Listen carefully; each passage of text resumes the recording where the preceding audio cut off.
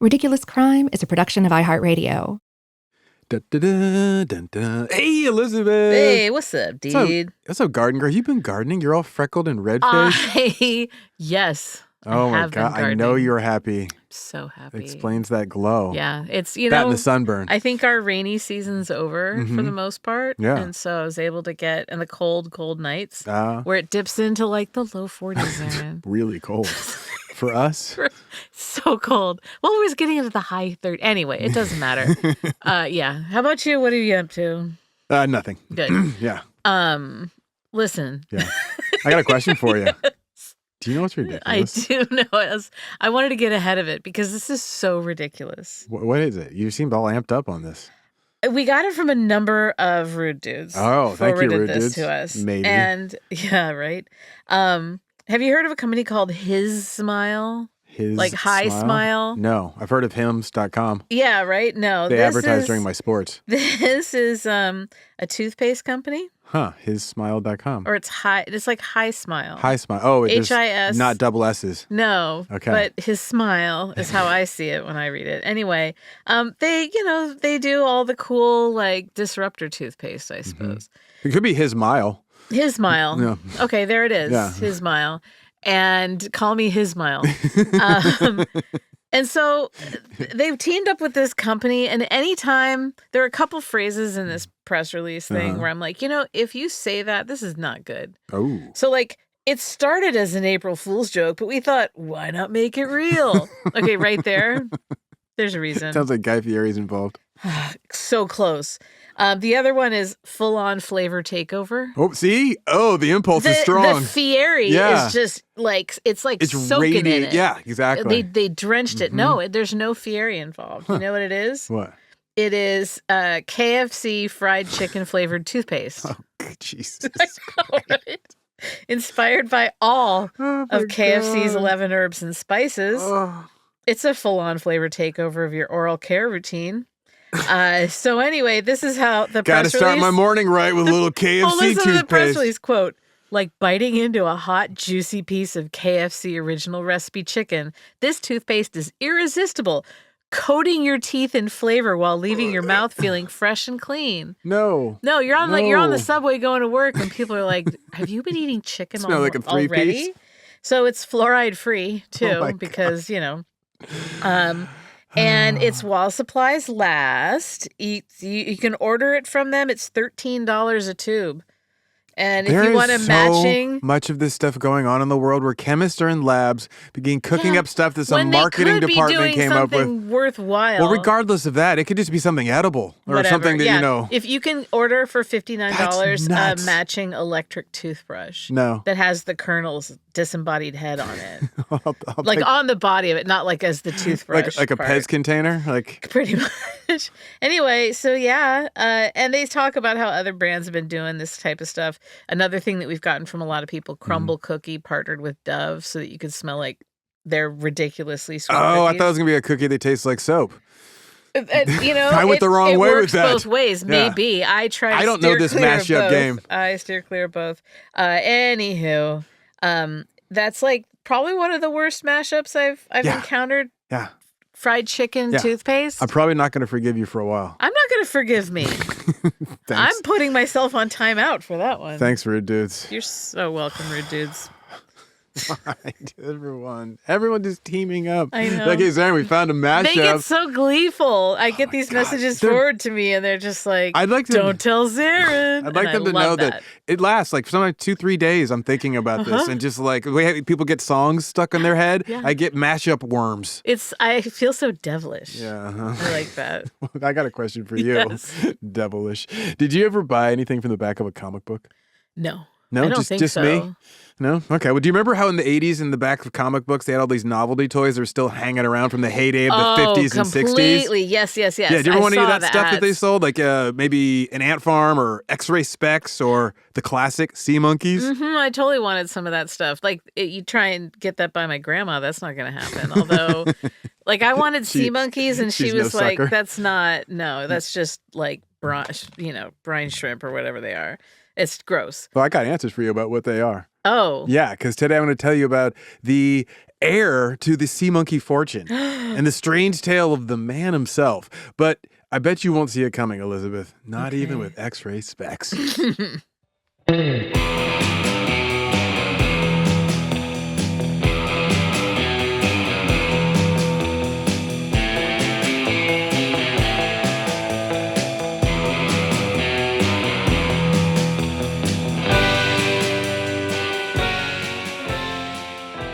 This is Ridiculous Crime, a podcast about absurd and outrageous capers, heists, and cons. It's always 99% murder-free and 100% ridiculous. Ridiculous. Oh, Elizabeth. Oh, Zaron. Have I got a super weird, ridiculous one for you today? I love this already. Now, I kept saying it up top, but what do you remember of those ads in the comic books? Oh, man. Like, when was the last time you saw an ad like, say, this one for X-ray specs? Ages ago. Right? And it was in comic book. Like, I used to get, I wasn't really a comic book But it was gal. also Mad Magazine, That's Cracked. what I was going to say. Those kind of things, they had them in the back. My brother, it was in like a Sunday circular, though, when he was maybe 4. Mm-hmm. Saw an ad for like a Rambo knife. Oh, yeah. That you unscrew the base, Oh, which yeah. had a compass. It had a compass on the bottom. And you it could- had like a garrote that you're supposed to use to cut Yes. down trees Yes. or, A you saw know, wire, yeah. take out your enemies Uh-huh. and like Waterproof matches. and some other stuff, right? Oh, yeah. So this 4-year-old Travis Dutton goes to his grandmother. It's like, hey, grandma, can I have this? She's like, yeah, sure. Cuts a check, sends it off. Meanwhile, I'm And like, it was a sharp knife. It oh, wasn't it was plastic. a real, Yeah. honest to goodness. It's like a K-bar. It should put you on a list somewhere. And it had like the curved end Yeah. for like digging in at stuff. Cutting into bone. Yeah, and so she let him get it, and like I don't think that is legal now. Does he have all of his fingers still? Some of them, yeah. Okay. That's good. Like give a kid some matches. What the heck? Waterproof Yeah, ones. anyway, but he was no worse for wear, so maybe that's a lesson. Yeah, there you go. There it is. The also, by the way, we'll put all these images on the Ridiculous Crime Instagram page so you As can always. see these because they are worth a. That's something to remember. Click. Like, you know, you may not be like a big Instagram person, but it's worth going on there to see the pictures that we find for every episode. Yeah. They're nuts. They're really yeah, rich. they do an incredible job getting Yeah. those together. Like that. Well, yeah, the X-ray specs ones I was stoked the interns found. And man, that was such a dirtbag toy. X-ray specs. Like you could see, obviously, that in the ad, it shows you looking at your hand and seeing like the bones in your hand, right? Also, you could see through clothing. Like I said, dirtbag energy. I mean, like the ad showed a guy, like he's got this dumb grin and he's looking at a woman while wearing his X-ray specs. Oh my 1 God. + 1, you get where we're going. Right. This thing is made for teenage boys. Completely. It never crossed my mind seeing those ads. I think I was like, well, I could possibly fee into the next room and see if I was bothering anybody. I could look at the bones of my dog. If you were wondering, by the way, do these X-ray specs actually work? Sure. Or how it worked? Elizabeth, X-ray. I have answers for you. The lenses of the X-ray specs, they were not actually designed to filter out X-rays. Shocker, I know. No. But they were designed to have grooves and feathers in them so that the light would go prismatic and then it kind of like you'd see something that looked like an X-ray effect because you're seeing the image, but then it's also weird. kind of like blurring out. Did you have to wear a lead apron when you were using them? No. Apparently, this tricked a lot of people. They were like, oh, look, it was working. Anyway, there were a ton of these. It was a simpler time. I think it would have worked now. There were a ton of these types of novelty toys that became popular in the last mid-century, right? So think the 1950s, 1960s primarily. Yeah. Right? That's like, this is when the hula hoop was invented, the Frisbee, Right. slip and slide. Also, you get like Barbie and the original G.I. Joe action Well, you've figure got with this Kung Fu grip. Booming economy and people having like disposable income and Totally. advertising shifting over and realizing that you can get kids to nag their parents and you get parents who want their kids to have more than they had. Totally. Yeah. And all the plastic coming out of World War II, because Oh, before yeah, that, that most too. kids' toys were wood or tin. Yeah. So now all of a sudden you can make plastic molds. So boom, Sure. you're knocking out toys. Yeah. So And microplastics for life. forever. Do you remember ever like this whole like era of American, really just whatever kitsch culture? It was made fun of often, right? But like, do you remember the classic Saturday Night Live skit where Dan Aykroyd he plays the Oh. novelty toy salesman? Oh my God. Candace Bergen. So good. She's the host of the show. Yes. It's like a nighttime talk show. And yes. Dan Aykroyd plays Erwin Mainway. And that is such a good story. Right? She's recounting the toys that his company sells. And she's like, such as Pretty Peggy ear piercing set and Mr. Skin Grafter. There's General Tran's secret police confession kit and Doggy Dentist. And what about this innocent rubber doll, which you market under the name Johnny Switchblade? Press his head and 2 sharp knives spring from his arms. Now, my favorite bit of all this is the part about Bag of Glass. Yes, right? yes. Dan Aykroyd defends, he's like, yeah, I mean, you know, it's a bag of broken glass. It sells very well, as a matter of fact. Yeah, it's just a bag of broken glass, you know? So Candace Bergen's host character is having a hard time with all of this, right? Dan Aykroyd's sleazy toy salesman character. But then he drops my favorite bit of capitalistic logic, and he says, now look, a kid, the average kid, picks up broken glass anywhere. The beach, the street, garbage cans, parking lots, all over the place, any big city. We're just packaging what the kids want. So this is the era we're talking about today. It started in the 50s and 60s, but it lasts well into the 80s.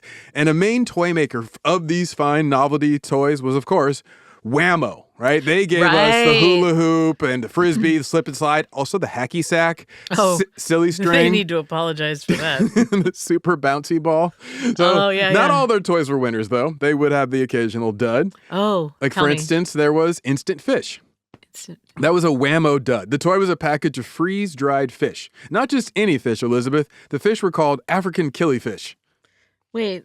Instant fish. That's kill-y fish. Like, this fish is so aggressive, it's kind of killy. It's kind of killy. Yeah, but boy. Now, if like me, you had never heard of the African killifish before I just mentioned it, then I got good news for you, Elizabeth. I looked it up because I know you like information. I do. So the African killifish, aka the turquoise killifish, is native to Africa, just like that in the name. Sense, yeah, it calls the lakes, ponds, and watering holes of Mozambique and Zimbabwe its home. Now, the African killifish is special for one particular reason. It doesn't die if there's no water. Oh, I see, yeah. So the African killifish is, as I pointed out, from these semi-arid sections of Africa. So the water resources, they routinely dry up, right? Yeah. So this African killifish is like, oh, I see you, nature. You trying to kill me. Okay, bet. And so what does it do? It evolves this crazy adaptation. The African killifish, when it feels the water's drying up, it lays eggs that are desiccation resistant. So that means the eggs can just sit in dried up mud for like a year, however long, until the rain season comes along, and then boom, conditions are right. The fish pop out. That's amazing. So this novelty toy maker, Whammo, hears about this. They're like, wait, you got these African fish that lays dried up eggs in the mud? I smell a profit. So they were like, oh, how do we get some of these fish, market them, sell them to American kids? And so I bet they'll go crazy for a fish you can't kill. So, Elizabeth, sadly, the youth of America did not go for the African killifish. Was it like an invasive species? No, it was perfectly fine. But even when it was renamed and rebranded as Instant Fish, just add water and stir, it didn't really work. So it turns out it wasn't as easy as just adding water. And voila, magical undead fish. Well, yeah. But the one flop would go on to inspire another novelty toy maker. And I bet you can guess where I'm headed with this. Instant Fish was the John the Baptist for the Jesus that was sea monkeys. Now, before I tell you about sea monkeys, can I tell you about another fish-based novelty toy? Those little fish fortune teller red plastic things. Remember those? No, I do remember those. Yeah. That's not the one I got for you. Very much like when you go to Catholic school, and I'm sure they had it at public school, but there's like a fair on a Friday, and you do all sorts of they give the kids ways to gamble. Yeah, and then you can win like one of those, and everyone's standing there and figuring out if they're liars or divining their fortunes according to the occult. Right. In the name of the Lord. This other fish-based novelty toy that is not those, this was a hit, right, for the same toy maker that gave us sea monkeys. Elizabeth, have you ever heard of the novelty toy Invisible Goldfish? Is this like Pet Rock? Basically, you'd send your money in, and this novelty toy company would send you back a special kit. You'd receive a glass bowl, the kind you put in with goldfish, right? Good so far. The kit also included fish food, right? Because you got to feed your fish. That's always key. Even invisible goldfish need to eat. So if this is your first time raising invisible goldfish, you'd also receive a handbook that told you how to care and feed your invisible goldfish. And that was it. That was the total package. A glass bowl, some sea plants, a handbook, some fish food, and there was also a little sign that they included you could place next to the fish bowl. The sign read, "Invisible goldfish, do not feed." Now, Elizabeth, you may be noted that I have not mentioned any invisible goldfish sold in this kit. That's because the buyer wasn't sent any fish. There was a 100% guarantee that the customer would never see his or her invisible goldfish. They would just have a bowl of cloudy water full of all that food. So the customer with this guarantee never saw a single invisible goldfish. Satisfaction guarantee. That's like bag of glass right there. So now that we've gotten into the novelty fish toy precedents, let's talk sea monkeys. I want to be in the meeting where they dream that up. The invisible goldfish. Listen, I've got a warehouse full of goldfish bowls. I don't know how to move them. And yeah, no one's buying the fish bowls, but here's a concept. Half of them we're going to sell to tiki bars for drinks. And the other half we're going to sell to kids in Indiana and New Jersey. They're just going to put it on their little bookshelf and then nothing in it. It's perfect. Parents won't mind because nothing dies. See? That's right. That's true. So around the year 1957, actually, in the year 1957, the novelty toy industry had just witnessed the flame out of Whammo's latest instant fish, right? So now most reasonable people would look at that failure and think, well, I'm definitely not going to follow that path. Right. But not everyone, Elizabeth, because there was one man who looked at that colossal failure and he saw potential. So he contacted a marine biologist named Anthony D'Agostino, and he asked him about if there are any other candidates in the marine world that could be instantly reanimated with just the introduction of water. Now, this marine biologist, D'Agostino, thought about it a while, and he's like, did some reading, did some research, didn't have the internet, so he's like going to the library, he's looking through his books at home. He comes back with an idea. He's like, I got one. Brine shrimp. I was like, oh, okay. So Agostino's like, no, seriously.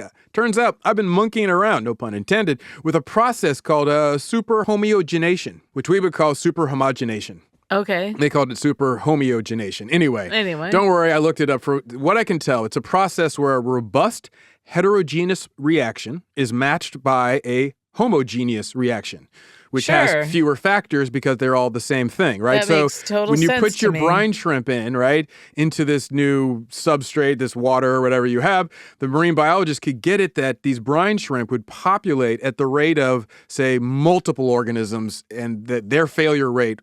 So the problem is if you say you have 3 different things and you try to put them in and get them all to go, you'll have a success rate cumulatively that it equals the rate he could get for just one species, right? Does that make sense? I guess. So like say you have like 3 different fish you're putting in there in your brine shrimp, right? So you got 4 things. And then you have one that's just brine shrimp.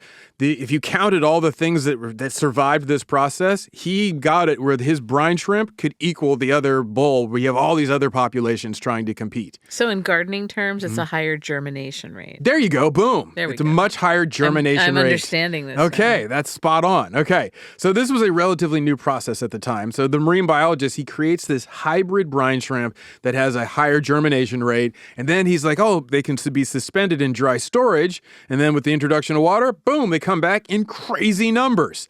So Richard Pell, who works at the Center for Post-Natural History in Pittsburgh, he maintains a sea monkey aquarium there. He explains this better than I do, so we'll give it to him. As Richard Pell puts it, the brine shrimp were, quote, selectively bred in the early 70s so that they would have this extra long dormant cycle in their egg state, and they were able to increase that yield so that you get that satisfying swarm. Oh, it's satisfying. Yeah, so this innovation wasn't solely due to the marine biologist D'Agostino. He'd been prompted to consider the question by this novelty toy maker.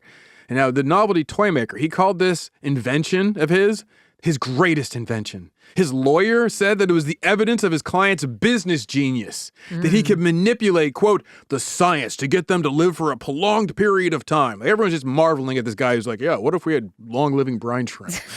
So the novelty toy maker, who I'm about to tell you about, his name was Harold von Braunhut. Or Braunhut. Braunhut. Now that we're going to go a little deeper into the world of sea monkeys and the heiress who lived off the fortune and this genius toy maker who had a very dark, strange secret.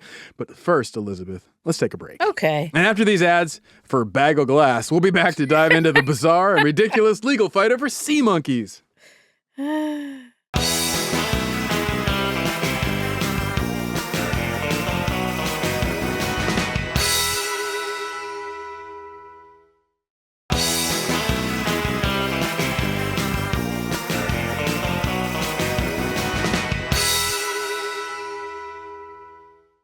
We're back, Elizabeth. Yes, we are. Now, are you ready to dive deeper into the world of sea monkeys? Yes. I'd like to bring you up to date with a historical precedent. A man by the name of P.T. Barnum. Oh, yeah. He's the master of hokum and humbuggery. Mm-hmm. Do you know what humbuggery is? I didn't know this term. I learned it reading up about him. Like bah humbug. It's like, so it's... Kind of, yeah, but it's a term that he used a little bit different. It's inspired by that, and so then hokum he turns it into like a showbiz term, right? Humbuggery. Humbug, yeah, humbug. So a humbug is a thing, and humbuggery is to like put over on the rubes with your humbug. Okay. Right. So I'll like explain nonsense, this way. Yeah. Basically. Well, here I'll put it this way. In 1845, he wrote a letter to his manager, Fordyce Hitchcock. Great name, Fordyce. Fordyce Hitchcock. Fordyce Hitchcock. Yeah. In his letter, P.T. Barnum defined his trade as being a humbugger. And he's like, that's what I do.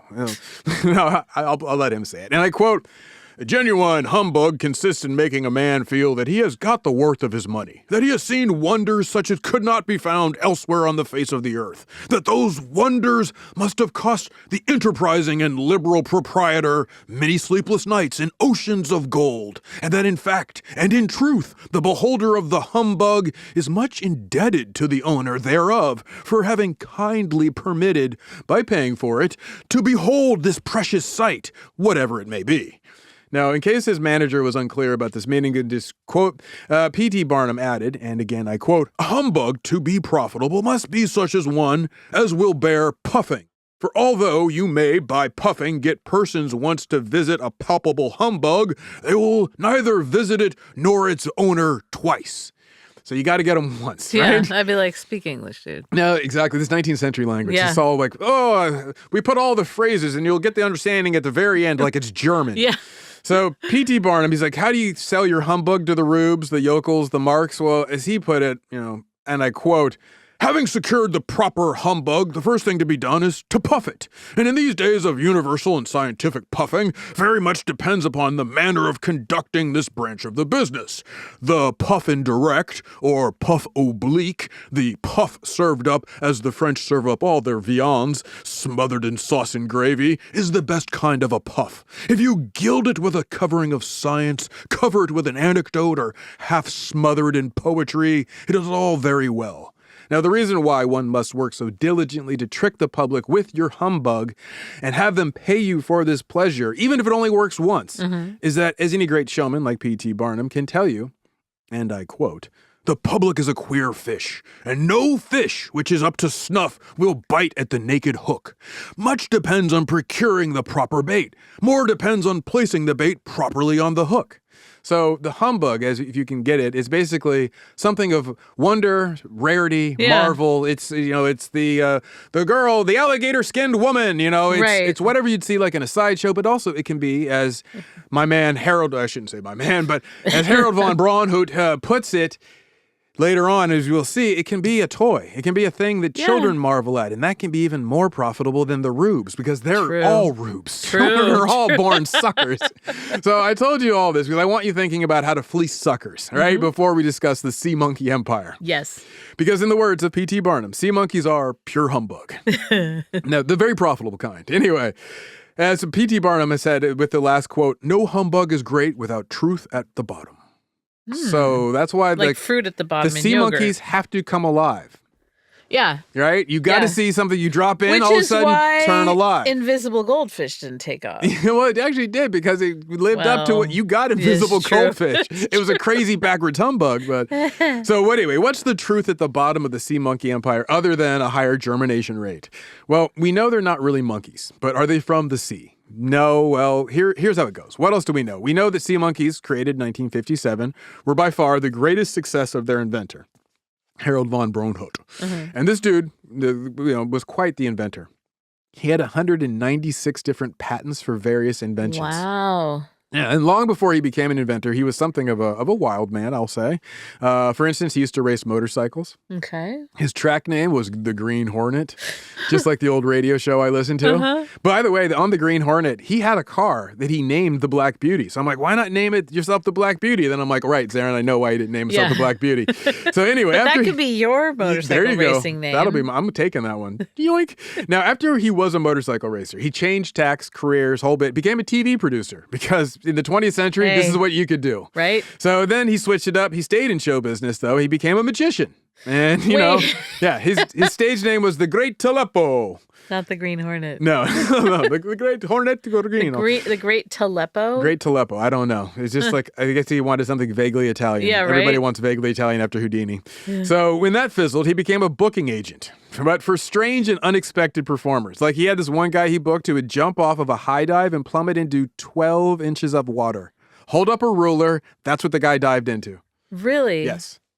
And it wasn't a fake? Like no, you can pull. How does that work? Well, I guess you have to like hit and go whoosh and like, you know, like real shallow. I don't know, Elizabeth. The thing is, when you tell me, I'm imagining it's one of those kiddie pools. So it's like a circumference of like 4 feet max. Yeah, I honestly do not know how they pulled that one off. Like I was like, huh. But apparently from what I read, it was done. This is a description of the act. Yeah. Yeah. So anyway, I'm sure there's a trick. But while he's working on all this, he's also diameter, not circumference. Anyway, go ahead. I knew what you meant. Right, but you know, as he was working on all this early humbuggery, he was also coming up with new inventions such as the Direct-A-Mat. This was one of his early inventions. Mm-hmm. Now, it may sound like a rug or a carpet, but the Direct-A-Mat was actually a map app. That was hard to say. The Direct-A-Mat was a map app. Yeah. Direct-A-Mat. Like long before he had smartphones. This is how it worked. The device it held a map of New York City, and a person could punch in the address of their destination, and then the Direct-A-Map would tell you the fastest subway route to use. How? Yeah, because it's just like there's the map, and it can figure out where you are, and it's like, use this. But it's a computer? Very basic. It's not like, don't think of it like electronic computer. Think of it like an automated machine. You plug in something, it's like an abacus.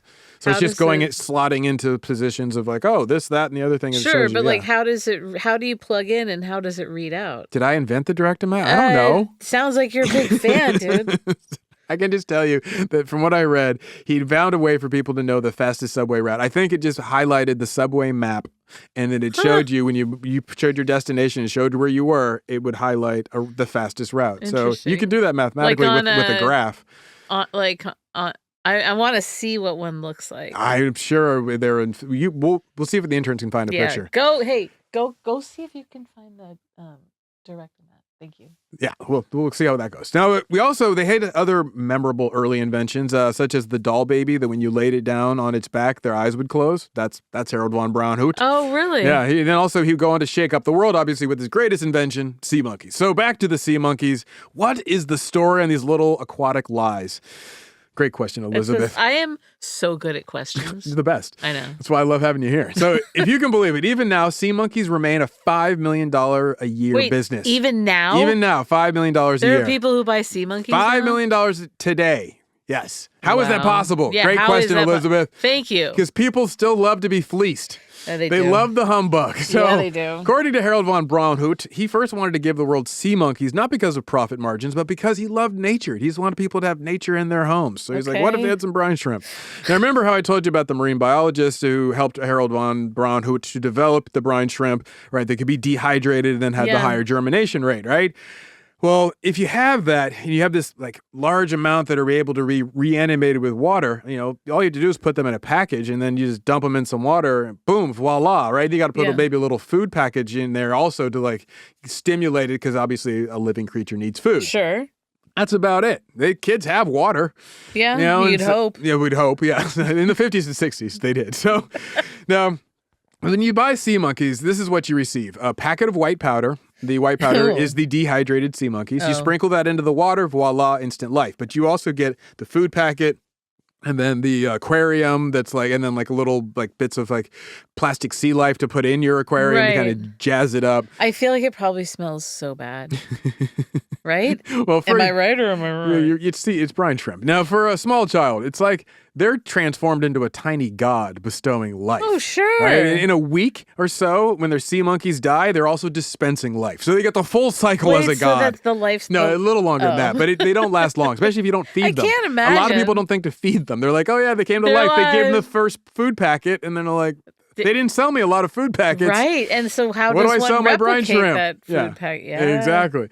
So the easy magic of white powder turning into a teeming community of brine shrimp is the big part of the surprising success of sea monkeys. Yeah. But that's not all, Elizabeth, because it also required diligence, creativity, and a marketing campaign. Enter Joe Orlando. What a great name, That's right? That's a great name. It's up there with like Robert California from your show The Office. Yeah. Joe Orlando.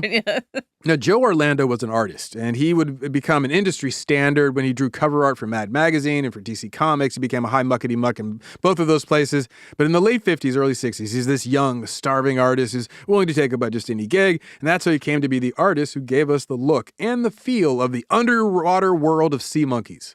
And long before SpongeBob SquarePants, sea monkeys were the OG, fun and friendly, kind of strange underwater sea creatures. Elizabeth, do you remember the artwork that I'm talking about, the look and feel of the underwater world of sea monkeys? Yeah, because it was weirdly like space-like. Yes, totally. Like they're kind of Martian, but they also live underwater. It's like, what are we doing here? And I was not looking at those ads in the 50s or 60s because I was not on the planet. No. But like, they used the same art. Yes. Yeah, so it felt very like retro. Mm-hmm. Yeah, it was like this throwback of like, this was good for grandpa or, for your dad and mom. It could be good for you. Yeah. Like on the ad, you'll see there's like a family looking in on the aquarium bowl, watching it. And there's like a castle that they have. You're like, whoa, it's like a whole thing, like a kingdom, right? So we'll post all this once again on Instagram so you can enjoy their three-pronged flesh crowns as well. Now, once kids in JFK's early 60s got an eyeful of that image in the back of their comic books, they couldn't tear it out fast enough, right? They tore out the return slip, begged, borrowed, or earned enough scratch that they could send this cash off and buy their very own underwater family of sea monkeys.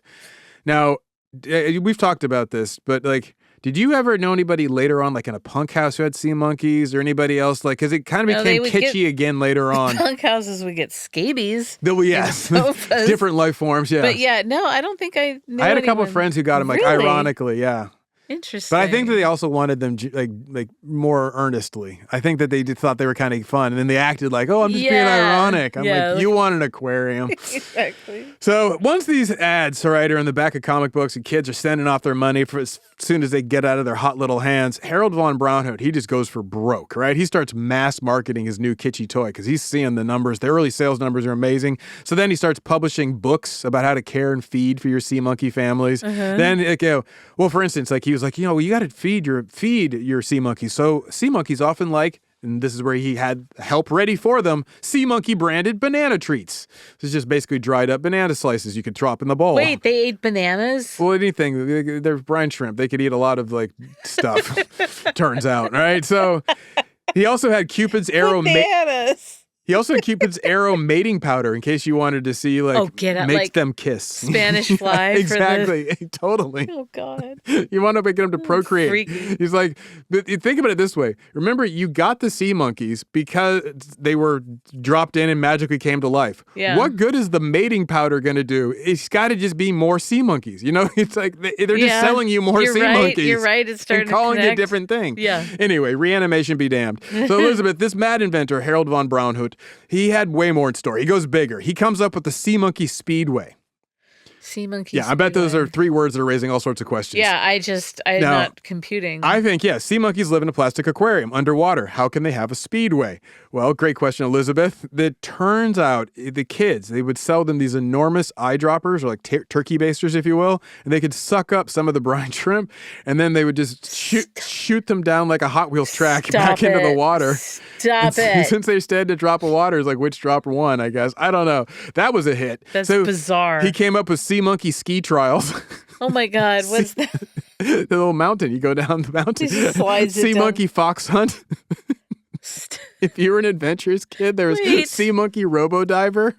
Sea monkey fox hunt. What is that? Well, I don't know. I wish I could tell you. A different turkey baster? It's a turkey baster. Everything's turkey baster. You just run these drops through different things. So it's like, oh yes, you're the fox and we're on horses. To the horses. I don't know, Elizabeth.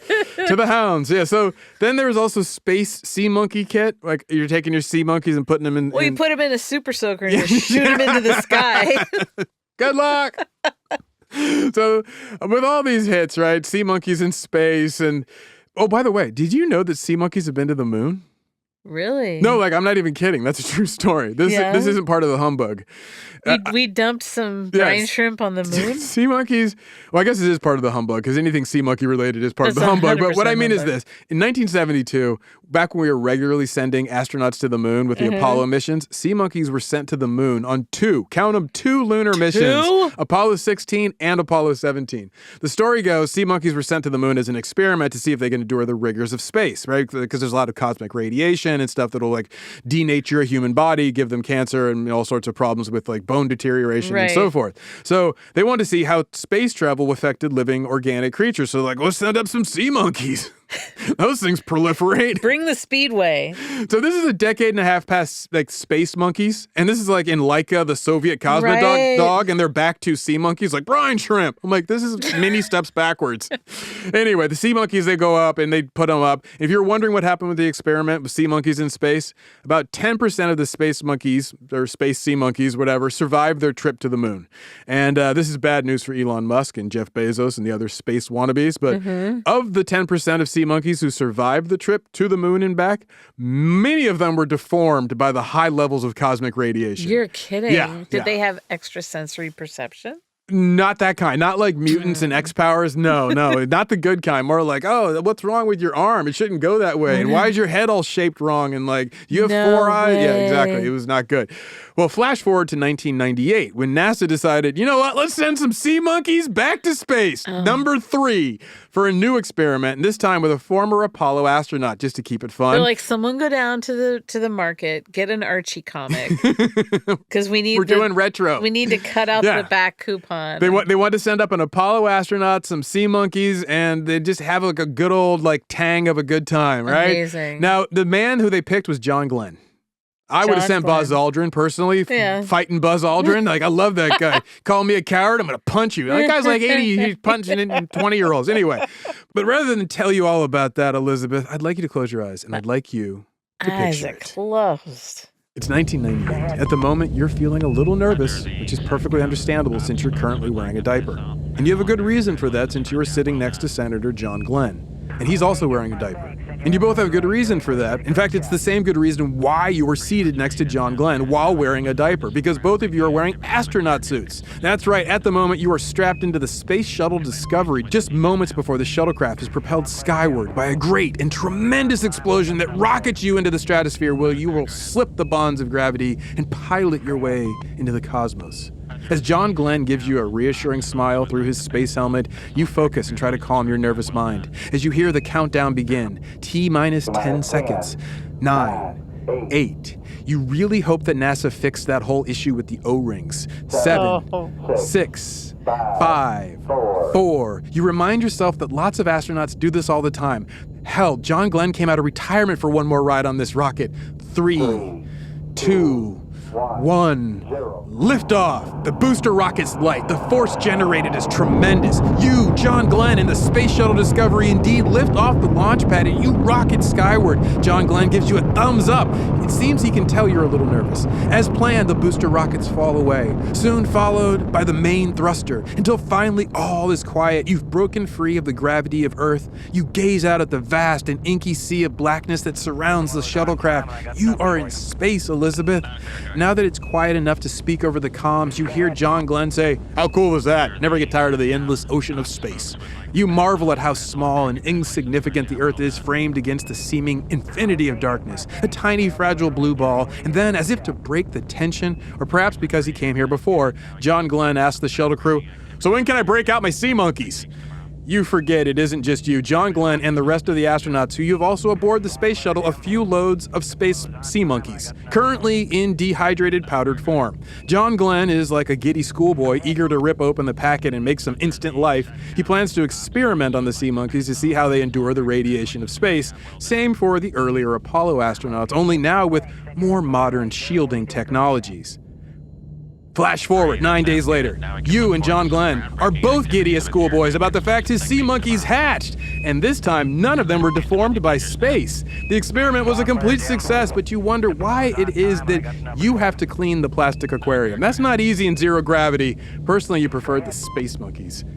Elizabeth. Zaron. I took you to space. We've never been to space. That's amazing. First time in space. Yeah, that is. That's the first time we've been in space. Yeah, well, that also turned out to be Sea Monkey's final voyage to space. But they weren't done spending time amongst the stars, because after these messages, I will tell you about, well, this other character. Enter another Howard, a former prop comic turned reality TV talent judge named Howie Mandel.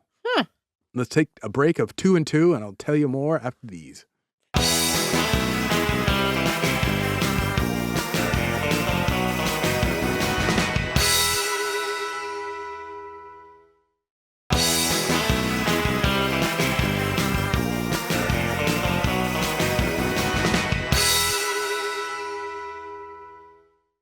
Okay, Elizabeth, we're back. Do you have fun with the thinking about sea monkeys, space sea monkeys, and John it was fun Glenn? Going to space. Oh, I'm glad. Glad you enjoyed that. I always feel bad that sometimes I put you in less than desirable situations. Yeah. So this time I wanted to put you on a fun ride. That's cool. Yeah. So researching the story, all right, it was a wild ride, and I found a bunch of fun facts. One of them had to do with Howie Mandel. Okay. So I was like, well, Elizabeth loves Howie Mandel. Sure. I got to tell her about this. Back in 1992, Howie Mandel starred in a live-action sea monkey-based TV show. Wait, what? Yeah, it was a Saturday morning live-action cartoon show. Howie Mandel starred as a mad professor with this ridiculous German accent who, for some reason, lived in a lighthouse. What year is this? 1992.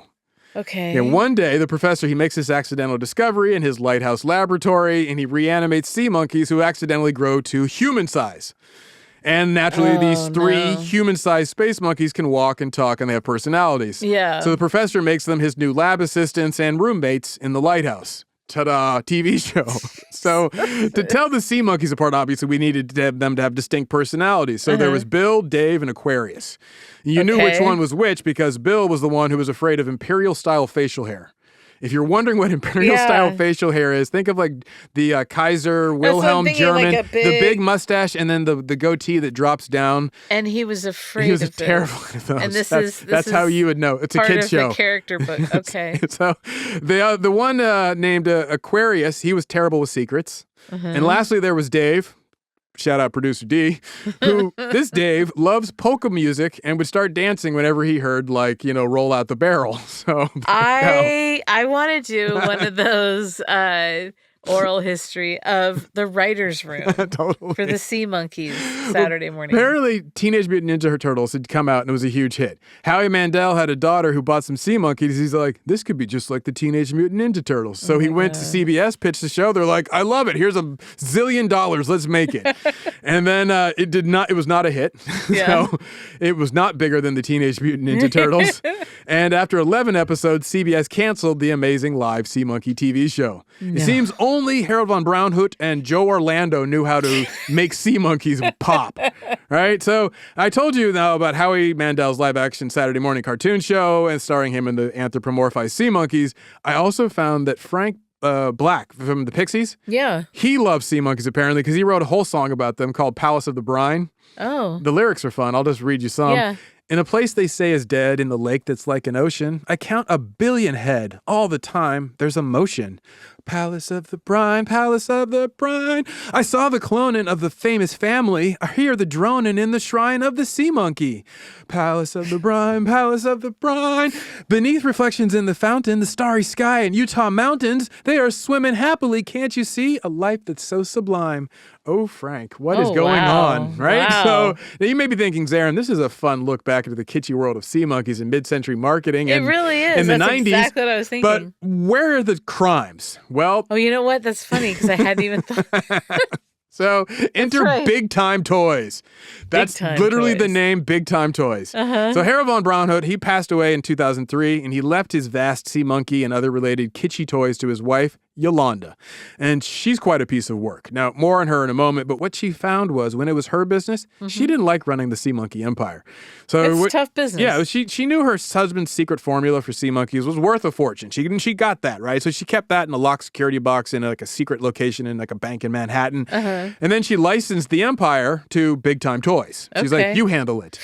Now, the deal was Big Time Toys would do everything. They would supply the packaging, the marketing, the distribution, order fulfillment, all of it, right? All Yolanda had to do was supply the sea monkeys, the packets of sea monkeys. Oh, okay. But what she may or may not have known was that in the licensing contract that she signed was a stipulation for Big Time Toys to buy out the Sea Monkey Empire and the secret formula. Oh. Now, I need to tell you the backstory of Yolanda von Braunhut so you get a sense of this woman. She, the wife of the mad inventor, heiress to the great sea monkey fortune, Yolanda Signorelli von Braunhut was a very attractive young woman, apparently, from everything I read. In fact, she was once an actress. She was a singer. Her father taught her. She was, people wanted to get to know her and her sisters from everything I read. There's just imagine a very rich, artistic family with these daughters who were oh, have you met the Signorelli girls, right? Right. She goes on to become an actress, and then she stars in a 1967 movie called Venus in Furs, which if you didn't know, and I don't expect you to know, but it sounds like you do, that movie is considered a classic of the bondage genre. Well, I didn't know. Yeah. Now, young Yolanda was also the vixen in All Women Are Bad and Death of a Nymphette, or there was also Assignment Female. Oh, one of my favorites, File X for Sex, the story of the perverted. But my favorite title was Too Much, Too Often, with an exclamation point. Oh, my God. It's really highbrow stuff. Very. Very much so. So was Yolanda a porn star? Well, not exactly. She was a bondage queen. But Yolanda told the New York Times, in those days, they might have been racy, but today, I don't think so. Now, in the late 60s, she met Harold von Braunhut, and she tells it, Harold was such an exciting person. Show business was kind of a tough thing. And I'm not into all that myself. I like being around Harold and the sea monkeys. So she marries him. Woman. Yeah, right? She marries him, and she goes to work hawking sea monkeys. Her husband passes, though, right? So her desire to be the queen of the sea monkey empire kind of fades with his passing. Right. So she trusts her business to Big Time Toys. That was a mistake. Sounds like it. Enter Sam Harwell, CEO of Big Time Toy Company. He arranged the deal with the proviso that for $10 million, Big Time had the option to buy the company from Yolanda, which would include the secret formula for the nutrient packet and the dehydrated sea monkeys. So one day, he sent Yolanda a letter exercising his option. And worse yet, he claimed that he'd already paid the necessary amount over time, and thus the company was now his, so he was just informing her, I now own your company. It belongs to Big Time Toys. So, oh, no. Such a great villain name for a company. Big Time Toys. It sounds like it's from Hudsucker Proxy. Oh, my God. Well, it's like the Dan Aykroyd character. Yeah, totally. It's exactly, yeah. Yeah. So, anyway, in 2013, Yolanda sued Big Time Toys. She took them to court for breach of contract and trademark infringement, all the usual suspects, right? Yeah. In the court filings, it's revealed that Big Time Toys had already gone ahead and started selling sea monkeys with or without Yolanda's patented supply and proprietary nutrient packets. Instead, Big Time Toys, they just bought brine shrimp from China and called them sea monkeys. Ta-da! Oh, wow. So, by the way, at the time, he probably thought he could get away with all this since he had some clout in his home state of Tennessee. He was a big man in Nashville, Elizabeth. And more importantly, Sam Harwell, his wife, was the Speaker of the House of the Tennessee House of Representatives. What? So he didn't fear getting popped for selling phony sea monkeys to Walmart.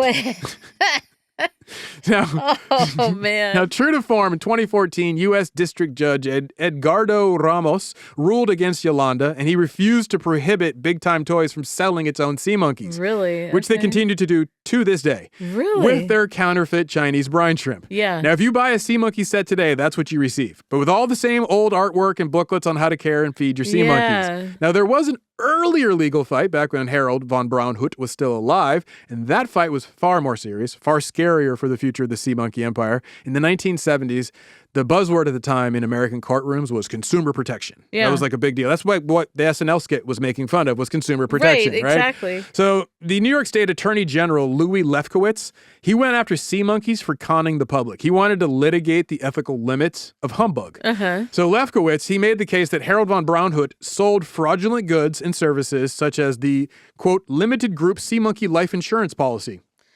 There was a sea monkey life insurance? Yes. So the AG... I say, I'm with the government on this took one. issue with the brine shrimp having a life insurance policy. And he demanded, it was a silly legal fight, right? But he demanded that the court prohibit the sale of life insurance policies for sea monkeys. And this would cost Braunhut millions of dollars. On that? Oh, I don't think they actually paid. I'm sure they didn't because they all, I don't know. They were like, act of God. You know, right. Once again, act of God. Like, how is this? Yeah. Always an act of God. So the judge listened to the merits of the case, but in the end, he sided with whimsy to ground his reasoning in a real-world example. He compared sea monkeys to sponge cake and also to butter. The judge said, and I quote, "Sponge cake, it's not a sponge. Butterflies are not made of butter. Oh, get out of town. So sea monkeys were deemed to be a legally permissible fiction since the public chose to be fleeced. But this is not the end of the legal and ethical issues facing Harold von Braunhut, because Elizabeth, I saved the best, or rather the weirdest, the darkest, for the last. Oh, no. In 2002, just before he died, Harold von Braunhut gave an interview to Planet X magazine, which I need to get a subscription to. Planet X. In the interview, he's this fun, funny, strange seller of kitschy toys, right? A harmless grandpa, if you will. He's just talking about his kitschy toy empire. But what he leaves out was that, just earlier, about in the late 1980s, in 1988, I think, the Washington Post had a story that it kind of ruined his good name for a long time. But by 2002, people had forgotten about it because they didn't really talk about it. Or maybe they decided to leave it out. I don't know. But Elizabeth, the Washington Post, they did some digging, and they discovered that Harold von Braunhut was not who he said he was or who he seemed to be. They revealed to the world that he was a secret Nazi. But that's not all. What was even more shocking is that he was Jewish. He was a Jewish secret Nazi. It happens, apparently. So he was born in Manhattan. He was named Harold Nathan Braunhut. His parents were both Jewish. His father ran a print shop. His mother's family had a toy business. But he walked away from his Judaism, his whole Jewish identity, and he added a von to his name to make it sound more Germanic. And then he became a full-blown neo-Nazi. And not just like a quiet secret believer who bought like SS uniforms and danced around in his basement. No. He was a major backer and financier of the movement. What? In 1979, he was busted in LaGuardia Airport for carrying 6 unknown weapons, right? And he had invented them because, it's him. He called them the Cuyahoga Agent M5, nicknamed the Steel Cobra. So the Steel Cobra was a small wand with a spring-loaded retractable section, so you could kind of hit a button and out would come this kind of like Russian nested dolls. It's like Jennifer Lopez in Out of Sight. Yes. Telescoping. That's the better version of it. And then you want to tussle. Yeah, that's the one. That's there. That one you shake and it comes out, and then you can't back it up. This one hit a button, and if you hit the end, it could go right back in. So it was a toy. Anyway, the Steel Cobra you could buy for $59.95. Now, if you wanted your very own Elizabeth. Now he sold this pocket-sized. I don't need one. I have a truncheon. Oh, there you go. That's right. You have like a shillelagh. Yeah. It's like a policeman's truncheon. It's wood and it's got a metal rod running down right through center. it. Oh, that's cool. And that's then, good. so if anyone breaks into my house, you got a sock on it so they can't grab it. Very good. I like that. Were you the one I hit in the middle of the night? No, that wasn't me. Into my house. No, not that time. So he sells this pocket-sized secret weapon with a pithy phrase to let people know exactly what he's about. If you need a gun but can't get a license, get a Steel Cobra. If you need it. So it's for people who've been to prison and have had their rights denied them.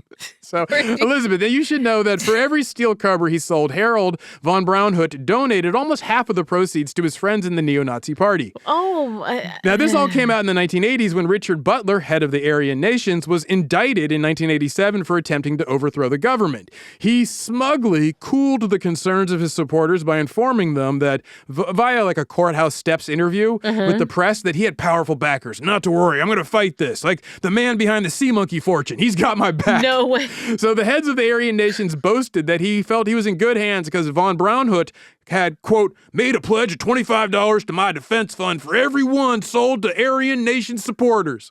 That's a clown show. Fun fact, Elizabeth, when I was a kid, my uncle, the former Hells Angel biker, former gunsmith, and Soldier of Fortune magazine subscriber, he had one of these Steel Cobras, and I had to wonder, now after reading about this, I'm like, wait, Hells Angel biker, Soldier of Fortune magazine, gunsmith. I'm starting to hear it now, and I'm wondering, did he know he was backing the neo-Nazi legal defense fund? You're lucky you made it out alive at any home visits.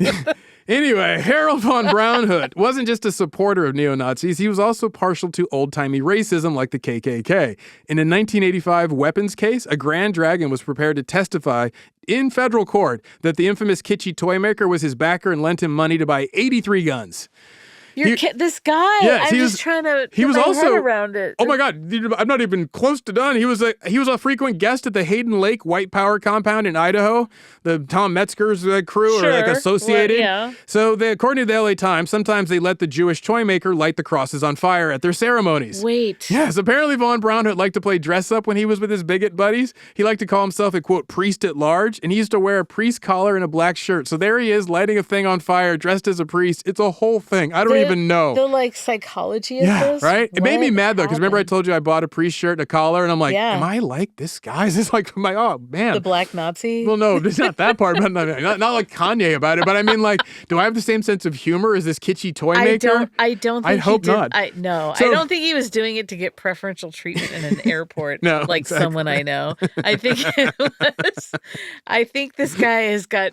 Oh man. Well, if you asked Yolanda problems. Signorelli about her husband's racial peculiarities, she would tell you, Harold and I never really talked about things like that. We just really loved each other, and I didn't question him or interrogate him. I'm very inclusive with everybody, and that's why I live on a farm with all kinds of animals and try to impact the earth in the least possible way and try to live a peaceful, happy, loving life. Now, this is paid for by selling brine shrimp to gullible children while her husband bankrolls the overthrow of the U.S. government by neo-Nazis. Yeah. But I want a peaceful, I just happy, want a peaceful, loving I don't want life. this woman? So why does this story have modern echoes? Anyway, why would all the skinheads and neo-Nazis and grand dragons want to pal around with a Jewish toy maker in the first place? Yeah. If you ask Harold von Braunhood, he said, I will not make any statements whatsoever. So that was his whole comment. It's because he has money. It comes out that he's Jewish. They find out in the 88, when Washington Post comes out, they say he's Jewish and he's a neo-Nazi. And the Nazi... The irony of it coming out in 1988. Yeah, and at the same time, he was still paying for the upkeep of his parents' grave at a Jewish cemetery in Long Island. Because they're just spinning in there. They have to keep settling the topsoil. So that's this maintenance. He hadn't fully turned his back on his Jewish family or identity, is my point. So they all found out, and they just kept taking his money. Well, back to his new fam, the Aryan Nation. So in 1995, a decade after the Washington Post reveal, there he was, dressed as a priest at large, presiding over the funeral of Betty Butler, wife of the head of the Aryan Nations. The priest at large thing, too. It's like a so her council husband, member at large, like the head of the Aryan Nations, who was known to say that Jews were the spawn of the devil, descendants of Satan himself. Yeah. He had one of Devil's own send his wife over to the other side. Oh my God. My guess is that he was cheap and wanted to save money on his wife's funeral, or that so he had a friend do it, or maybe he just really wanted Harold von Braunhood to be the one to say words over his dearly departed wife. Betty just loved Harold. I don't know. I have no idea, but it just goes to show the truth of this statement, Elizabeth. The truth is always stranger than fiction, even if the fiction is sea monkeys. Yes. So, by the way, May 16th is National Sea Monkey Day. Please celebrate responsibly. Don't celebrate. But don't worry, the money no longer supports neo-Nazis. Oh, that's true. It goes to Chinese brine shrimp farmers and the husband of the former Speaker of the House of the Tennessee House of Representatives. So again, don't celebrate. So there you go. What's our ridiculous takeaway here? It is, my ridiculous takeaway is just how disgusting it is that we perpetually take advantage of and fleece people's sense of silliness and wonder. Yes. Stop trying to profit off whimsy so cheaply. Yeah, exactly. That. I mean, that's the point of it all. But whatever. What's your ridiculous takeaway? That I learned so much in this episode, but the thing that shocked me the most is learning about the steel cobra and my uncle and having to do the math on that. I'm just like, wait a minute. I'm still trying Soldier to process Fortune that magazine. shit from zany sea monkeys to neo-Nazis. Sorry about that. That's but a lot. I tried to squeeze it in just at the end so I wouldn't hang over everything. Yeah. So there you go. You in the mood for a talk back to kind of wash this all away? Yes, please. Producer D, could you favor us with one? Talk backs. Oh my God, did he just say that? OMG. Hi, Zaron. Hi, Elizabeth. This is Kit, your favorite ridiculous fursuit maker.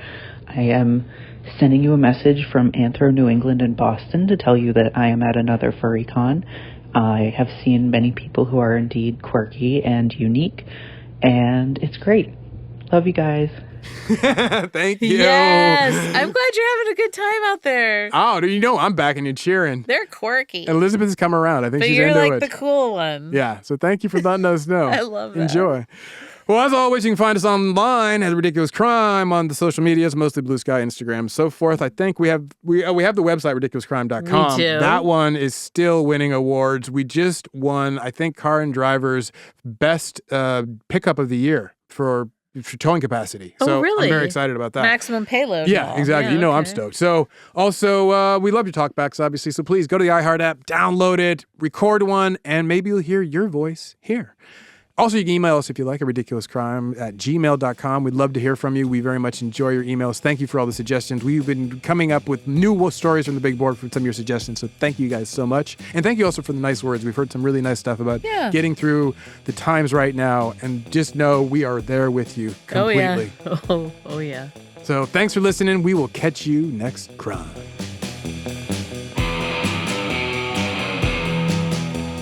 Ridiculous Crime is hosted by Elizabeth Dutton and Zaron Burnett. Produced and edited by President of the Buzz Aldrin Fight Club for Men, Dave Kustin. And starring Annalise Rucker as Judith. Research is by CEO of Big Time Toy Company's chief rival, Happy Fun Time Toys, Marissa Brown. Our theme song is by Thomas Land, Air, and Sea Monkey Lee and Travis OG Space Monkey Dutton. The host wardrobe provided by Botany 500. Guest hair and makeup by Sparkle Shot and Mr. Andre. Executive producers are Ben, Yolanda Signorelli Fan Club President, Bolin, and inventor of the land dolphin, Noel Brown.